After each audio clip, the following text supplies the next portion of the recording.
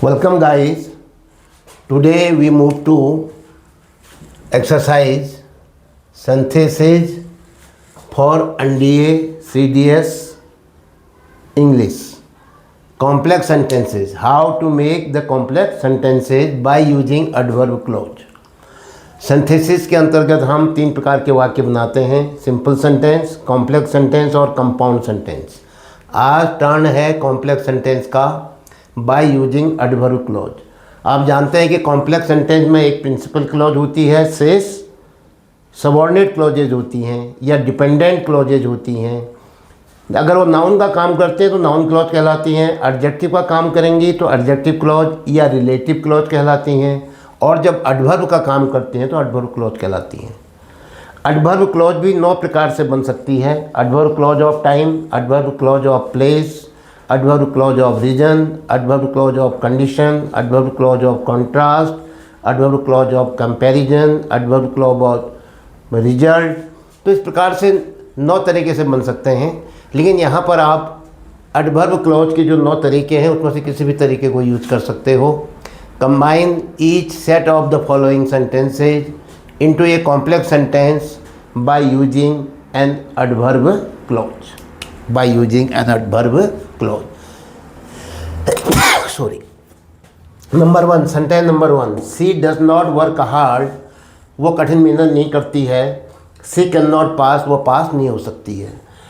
अगर वो कठिन मेहनत नहीं करती है, she cannot pass. यदि वो कठिन मेहनत नहीं करती है, if she does not work hard she can not pass. क्या कहोगे? If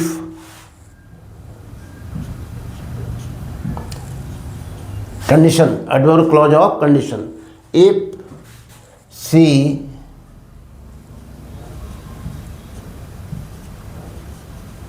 does not work hard, if she does not work hard, अगर वो कठिन मेहनत नहीं करती है, she can not pass, comma she can not pass, वो पास नहीं हो सकती है। उसका पास होना किस पर निर्भर है? कठिन मेहनत पर। इफ से लगाए मैंने, यह है adverb clause of condition. She can not pass है मेन क्लॉज, दोनों मिलाकर के बनता है complex sentence.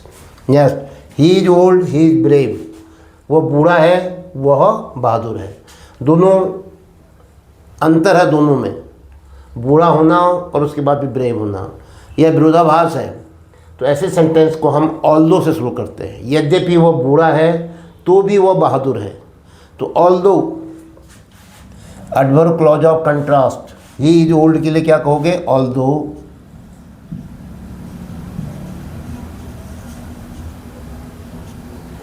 he is old, although he is old, comma he is brave, तो भी वो बहादुर है।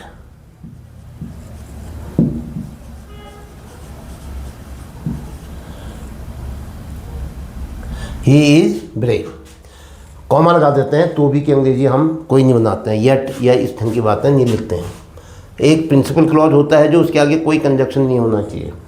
हरी was wise, Mohan was equally wise. Hari बुद्धिमान था, मोहन भी उसी के बराबर बुद्धिमान था। इसका मतलब हरी जितना बुद्धिमान था उतना ही बुद्धिमान मोहन था।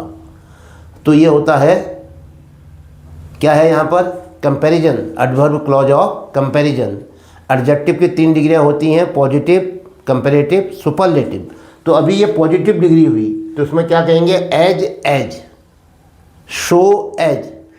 हरी was as wise as Mohan was।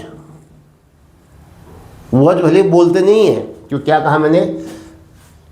हरी जितना होशियार हरी था उतना ही होशियार मोहन भी था। तो क्या कहेंगे आप? हरी was as wise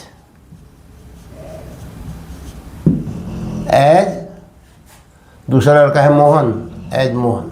बोलते तो इतना ही है, लेकिन क्या होता है? वॉज अंडरस्टूड है, क्योंकि एक बार वॉज आया है तो फिर दोबारा वर्ब लाने की आवश्यकता, मतलब बोलते नहीं, लिखते नहीं है, लेकिन एज्यूम कर लेते हैं।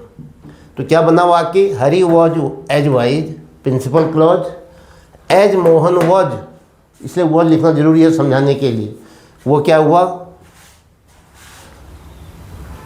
Adverb clause of comparison. तो ये वॉज जो है अंडरस्टूड है, लेकिन हमने यहाँ लिखना इसलिए दिया आपको क्योंकि ये क्लॉज चाहिए हमको, सब्जेक्ट और वर्ब, और ये कंजक्शन हो गया। Number 4, he may help me, he may not help me, वो मेरी मदद कर भी सकता है, वो मेरी मदद नहीं भी कर सकता है। I am sure to win the game, क्या होगा, भले ही वो मेरी मदद करे या न करे, भले ही वो मेरी मदद करे या न करे, मैं निश्चिंत हूँ, मैं निश्चित है कि मैं जीतूंगा। आई एम श्योर, मुझे पूरा विश्वास है, to win the game. I am sure to win the game,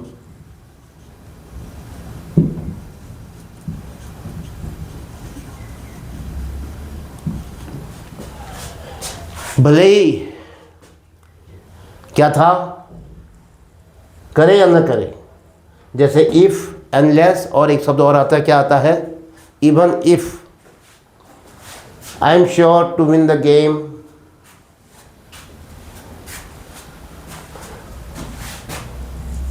even if he helps, he helps me or not, even if he helps me or not, भले ही वो मेरी मदद करता है या नहीं करता है। I am sure to win the game, I am sure to win the game, principal clause, even if he helps me और नॉट, क्या हो जाएगा, subordinate adverb clause of condition. Next, दोनों मिलके बनेगा complex sentence. I will get ready, do not go till then, मैं जल्दी तैयार होऊंगा, do not go till then, तब तक मत जाना, तब तक रुके रहना, ये मतलब है। तो आई will get ready, do not go till I will get ready, till I get ready, do not गो को ले लो, डू नॉट गो, मत जाना, जब तक मैं तैयार होता हूँ। अब ये निगेटिव में है तो यहाँ भी निगेटिव ही आएगा। अनटिल, तब तक मत जाना, जब तक मैं तैयार नहीं हो जाऊँगा। Until I get ready, I will get ready है तो हम यहाँ पर लिखेंगे आई गेट रेडी, विल को हटा देंगे क्योंकि सेंटेंस मीनिंगफुल भी बनना है ना। अगर मैं आई विल गेट रेडी करता हूँ तो वह अर्थ नहीं बन पाएगा अच्छा। तो do not go until I get ready, जब तक मैं तैयार नहीं हो जाता हूँ मत जाना। Do not go principal clause, until I get ready adverb clause of time. Next, passengers pushed one another, they wanted to enter the compartment, वे कंपार्ट के अंदर घुसना चाहते थे। Passenger pushed one another, passengers ने एक दूसरे को धकेला। क्यों धकेला, क्या कारण था, क्योंकि वे कंपार्टमेंट के अंदर प्रवेश करना चाहते थे। तो क्या करोगे, एडवर्ब क्लॉज ऑफ रीजन ले लेते हैं। पैसेंजर्स पुश्ड वन अनदर, ये तो हो गया मेन क्लॉज, इसको लिख लीजिए। पैसेंजर्स पुश्ड वन अनदर, ये क्या हो गया, प्रिंसिपल क्लॉज। अब क्या है बाकी, क्यों क्यों क्यों पुश किया उन्होंने, because they wanted to enter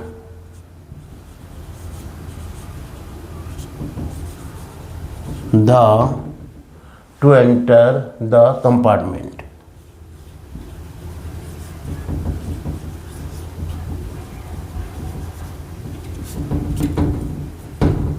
to enter the compartment.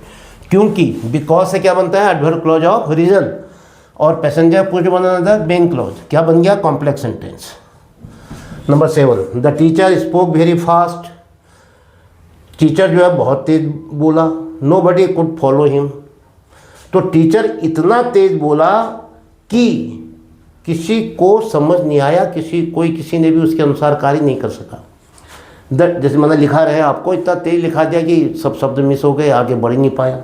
The teacher spoke, भेरी को किस में बदल दोगे, so, adverb clause of effect, adverb clause of result. The teacher spoke so fast, so या सच आता है, और जब सो या सच आता है तो सबऑर्डिनेट क्लॉज किससे शुरू होती है, adverb clause of result that से शुरू होती है। शो और डैट का कनेक्शन है। The teacher spoke so fast.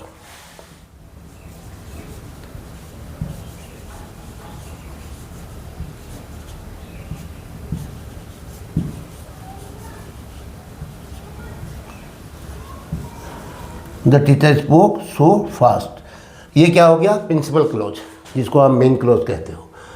अब सो यहाँ लगा दिया मैंने, अब क्या आएगा, डैट से शुरू होगा, that nobody could follow him, कोई उसको अनुसरण नहीं कर सका, nobody could follow him. That nobody could follow him, adverb clause of result. The teacher spoke so fast, main clause. दोनों को मिला के जो सेंटेंस बनना है, एक सेंटेंस, वो क्या कहलाएगा, complex sentence. Number next 8, it may rain, it may not rain, I must reach your place. तो क्या कहोगे, I must reach your place in time, भले ही बारिश हो या ना हो। इफ इट रेन्स और डजंट रेन, क्या कहोगे, I must reach your place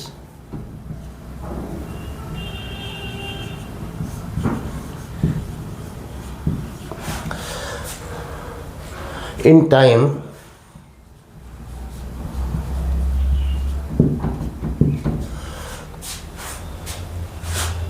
भले ही वर्षा होती हो या नहीं होती हो।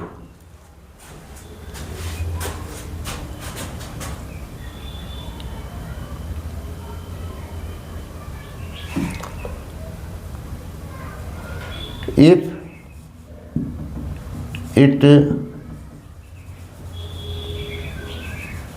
rains or doesn't, or doesn't, doesn't का मतलब doesn't rain।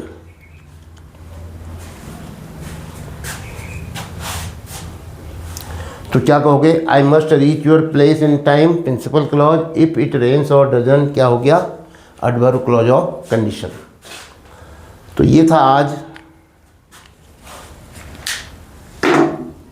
सिंथेसिस के अंतर्गत कॉम्प्लेक्स सेंटेंस बनाना। आपको वीडियो कैसा लगा, आप कमेंट बॉक्स में अपनी राय अवश्य लिखें, और यदि आपको समझ में आ रहा है तो लाइक करना भी न भूलें। इसके साथ ही आज का वीडियो समाप्त होता है। जय हिंद।